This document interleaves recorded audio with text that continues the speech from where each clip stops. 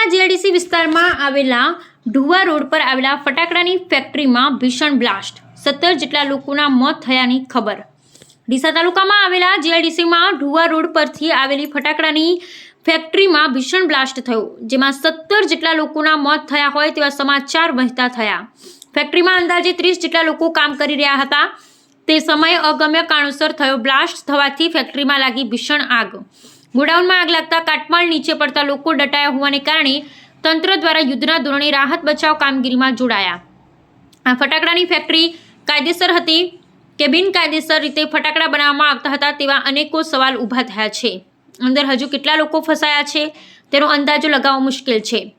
સાંસદ જ્ઞાનીબેને ફટાકડાની ફેક્ટરીમાં મૃતકો પ્રત્યે સંવેદના પ્રગટ કરી હતી અને તેમને ન્યાય મળે તેવી માંગણી કરી હતી। ડીસા તાલુકામાં શોકની લાગણી ફરી વળી હતી।